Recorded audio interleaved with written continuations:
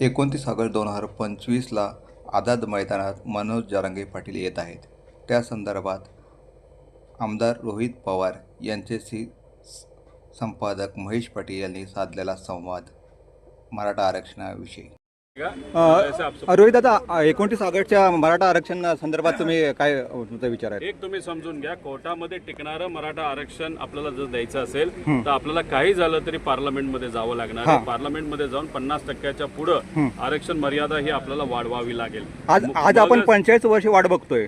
बघा, विषय एवढाच आहे, जे खरे जे होऊ शकतं, ज्याच्या माध्यमातून कोर्टात टिकणारं आरक्षण आपल्याला मिळू शकतं, हे मी तुम्हाला सांगतोय. बरं, त्या संदर्भात आपण काय करत आहात? नाही, ह्याच्यामध्ये आम्ही हेच भूमिका घेतली होती.